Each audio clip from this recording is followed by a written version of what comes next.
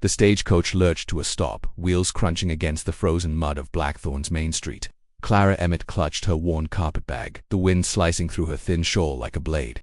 Snow dusted her bonnet, melting into cold rivulets that stung her cheeks. She stepped down, boots sinking into the slush, and scanned the faces of the crowd, hard-eyed men, women with pinched mouths, children staring openly. No one stepped forward. No one called her name. She'd come to Blackthorn, Montana with a letter from her cousin Mary, promising a place with her husband's family, a new start after the scandal in St. Louis, whispers of her broken engagement. The man who'd called her tainted for daring to speak her mind. Mary's letter, that had been warm ink smudged with hope. But as Clara stood in the biting cold, the truth settled like frost. No one was here to meet her. A man in a greasy apron leaned against the saloon door, spitting tobacco into the snow. "You, the one from the city." His voice carried, and heads turned. "Heard your fella tossed a snake at you. Reckon you deserved it." Snickers rippled through the crowd. Clara's throat tightened, but she kept her chin steady, eyes fixed on the jagged peaks beyond town. The story wasn't true, not quite, but lies had a way of outrunning the truth. She walked toward the boarding house, the only building with a sign promising shelter. Her fingers ached around the bag's handle, the weight of her few possessions, 2 dresses, a Bible, her mother's thimble dragging at her resolve. The wind howled, carrying the scent of wood smoke and horse dung. Inside the boarding house, the matron's gaze raked over her, lingering on her frayed cuffs. "No charity here," the woman said, voice sharp as a spur. "Pay up front, or sleep in the snow."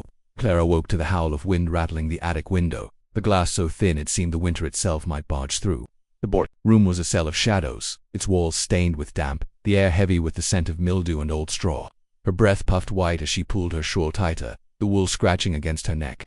The coins she'd paid last night had bought her 3 days here, no more. Blackthorn offered no warmth, no welcome, only the hard truth of survival. She descended the creaking stairs, avoiding the matron's sour gaze, and stepped into the street.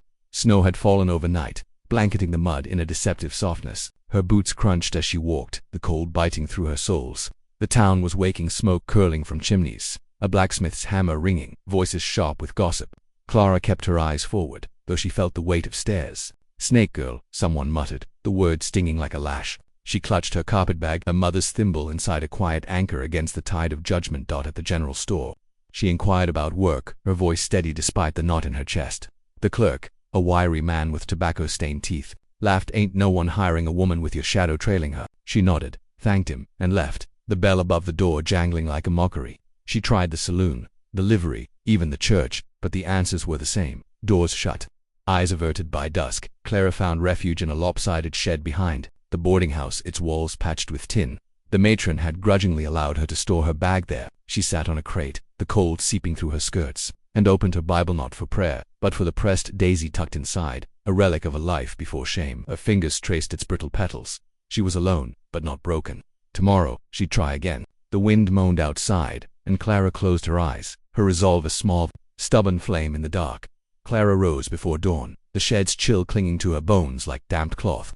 She smoothed her faded calico dress, the hem frayed from weeks of travel, and tucked her hair beneath her bonnet. The town of Blackthorn stirred slowly, its streets still cloaked in frost, the air sharp with pine and coal smoke. She had one goal: find work, any work, to keep the boarding house matron's scowl at bay. She started at the seamstress's shop, a narrow storefront with bolts of muslin stacked like firewood. The owner, Mrs. Hale, peered over her spectacles, lips pursed. "Heard about you," she said, voice clipped. "Trouble follows some women." Clara met her gaze, unflinching. "I sew a fine stitch, ma'am. My hands don't carry rumors." Mrs. Hale hesitated, then tossed her a torn petticoat. "Prove it. No pay unless it's perfect." Clara worked in the shop's back room, the needle a familiar weight, its rhythm steadying her pulse. Thread whispered through fabric, each stitch a defiance against the whispers outside. By noon, the petticoat was mended, seams invisible. Mrs. Hale grunted approval, sliding a few coins across the counter. "Come back tomorrow. Don't expect kindness." Next, Clara knocked at the bakery, offering to knead dough for scraps. The baker, a red-faced man named Cobb, scoffed but handed her an apron. "Don't steal nothing," he muttered. She worked in silence, flour dusting her wrists, the scent of yeast and warm bread a fleeting comfort. Townsfolk came and went, their glances sharp, some curious, some cruel. "Snake girl's got grit," a woman whispered, not unkindly, but Clara kept her eyes on the dough. By evening, her hands ached, and her pockets held a small weight of coins. She bought a loaf from Cobb, its crust still warm, and ate half in the shed, the rest saved for morning. The town's judgment hung heavy, but Clara's spine stayed straight. Each stitch, each knead, was a step toward a life she'd built herself. In the dark, She touched the daisy in her Bible, its fragility a mirror to her own bent, but unbroken. The general store smelled of leather, coffee beans, and the faint tang of kerosene. Clara stood at the counter, her fingers tracing the edge of a tin of thread, calculating if her coins could stretch to replace her dwindling spool. Snowmelt dripped from her boots onto the worn floorboards, the late winter light slanting through the window, catching dust motes in its glow. Behind the counter, Elias Ward, the store's keeper, tallied a ledger, his broad hands moving with quiet precision.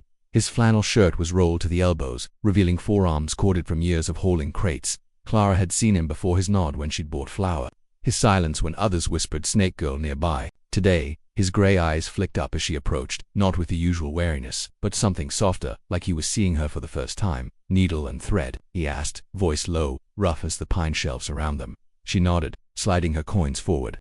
Just the thread.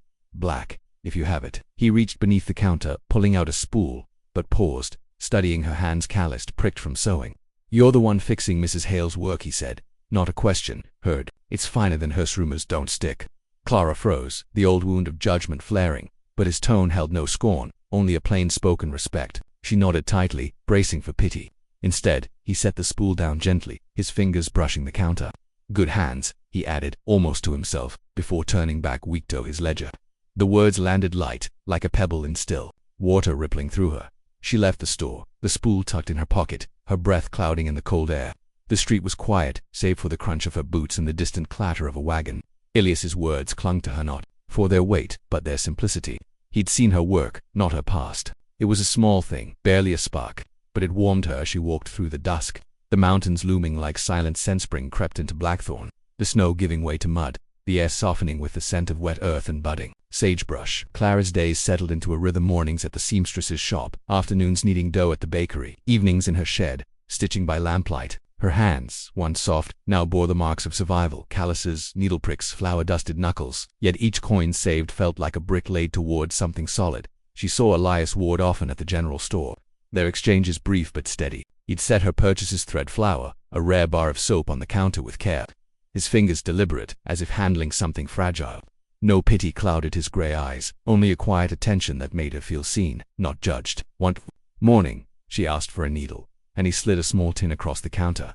This one's sharper, he said, voice low.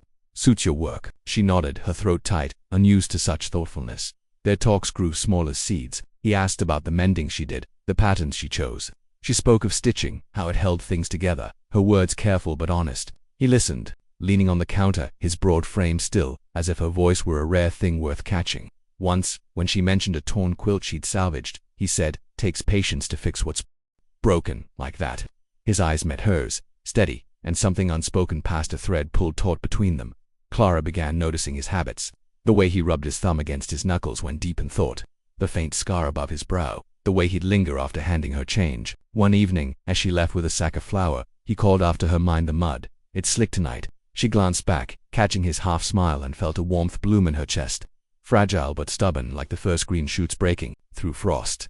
Summer's warmth settled over Blackthorn, the air thick with the scent of sun-baked pine and wild clover. Clara's shed, once a cold refuge, now held a faint glow of life, a scrap of curtain she'd sewn, a tin mug for tea. Her days were long, split between Mrs. Hale's shop and the bakery, but her hands moved with purpose, each stitch and need a quiet defiance against the town's lingering whispers. At the general store, her visits with Elias had become a rhythm, like the steady creak of a porch swing. He'd set out her usual thread, flour, sometimes a small sack of sugar before she asked, his gray eyes catching hers with a warmth that didn't need words. She'd grown to notice the way his shoulders eased when she spoke, the way he'd linger a moment longer than necessary. One evening, after a day spent mending a torn shirt for Mrs. Hale, Clara sat in her shed, the lamplight casting shadows on a small square of muslin. Her fingers worked slowly, stitching a simple pattern, a cluster of daisies, their petals delicate but firm. It was for Elias, a thank you for his quiet kindness, for seeing her work and not her past. The act felt bold, her heart a tight knot of hope and fear. What if he saw it as too much? What if he didn't see it at all? The next morning, she walked to the store, the folded cloth tucked in her pocket, its weight both anchor and wing. Elias was sweeping the porch, his flannel shirt dusted with sawdust. She hesitated, then pressed the muslin into his hand, her fingers brushing his calloused palm. "For you," she said, voice barely above a whisper. "For everything."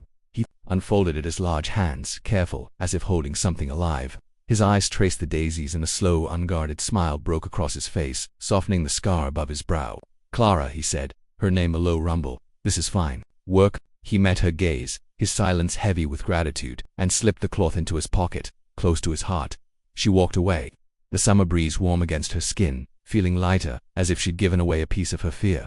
The Blackthorn harvest fair hummed with life, the late summer air thick with the scent of fresh hay, roasted corn, and apple cider. Lanterns swayed from posts, casting golden light over tables laden with pies and quilts, while a fiddle's tune wove through the laughter and chatter.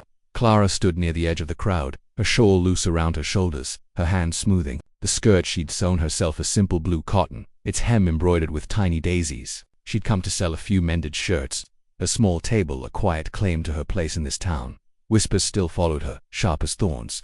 "Snake girl," a woman muttered, passing by with a basket of apples. Clara kept her eyes on her. Work, her chin steady, but the words stung. Then she saw Elias approaching, his broad frame parting the crowd, the muslin square she'd given him tucked into his vest pocket, its daisy pattern catching the light. He carried a crate of jars, honey, preserves, his sleeves rolled up, his stride unhurried but sure.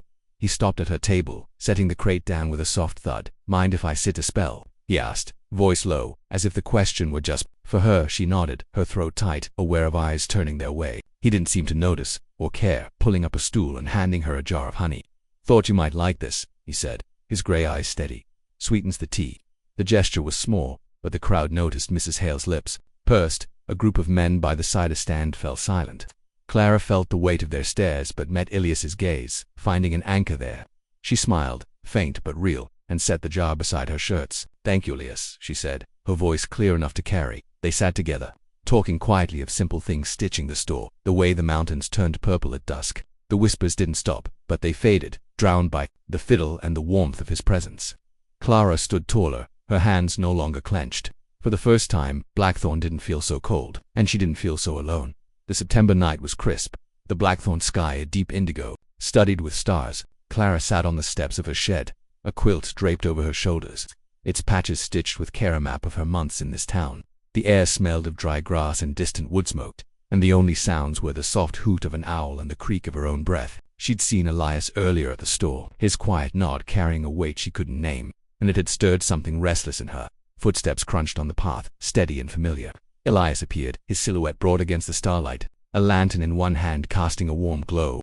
"Saw your light," he said, stopping a few paces away, his voice low, almost hesitant. "Didn't want to startle you." Clara stood, the quilt slipping to her waist, her heart a quick drumbeat. "You don't," she said, softer than she meant. He set the lantern on the ground, its light pooling between them, and stepped closer. His gray eyes held hers, searching the scar above his brow faint in the shadows. "Clara," he began, rubbing his thumb against his knuckles, a habit she'd come to know. "I've watched you these months. Seen you work, seen you hold your head up when folks talk. You're steady like the mountains." He paused, his breath visible in the cool air. "You make things whole cloth bread. This place, and me. Some days." Her chest tightened, the words sinking deep. Past the wall she'd built in St. Louis. She wanted to speak, but her throat held only silence. Elias stepped closer, his hand lifting, then pausing, as if asking permission. She nodded, barely, and he touched her cheek, his calloused fingers gentle. "I don't care what they say about you," he said. "I see you, just you." Tears pricked her eyes, but she didn't look away. She reached for his hand, holding it against her cheek, her voice a whisper. "You make me feel like I'm enough." The words were a risk, raw and true. He leaned in, his forehead resting against hers, their breaths mingling. No kiss followed, not yet, just this, a quiet intimacy stronger than any vow October painted. Blackthorn's hills with golden rust, the air sharp with the promise of frost. Clara stood outside a small cabin on the edge of town, its weathered boards and sagging fence a challenge she felt ready to meet. Elias had bought it, land and all, with savings from the store, and now they worked side by side, their hands busy with the makings of a home. The cabin smelled of pine and fresh earth, its windows catching the slanted autumn light. Clara knelt by a patch of cleared soil, her fingers pressing seeds into the ground, marigolds and daisies, hardy enough for next spring's bloom. Elias hammered nails into a new fence post, his movements steady, the rhythm of his work syncing with her own. They spoke little, but the silence was warm, filled with shared purpose. She glanced at him, his flannel shirt taut across his shoulders, the daisy-stitched muslin still tucked in his pocket, now faded from use. "Needs a garden," she said, brushing dirt from her hands. "Something to grow our own." Elias paused, wiping sweat from his brow, and nodded. "Reckon we'll need a bigger table too," he said, his voice low, a smile tugging at his lips. "For when we're more than two."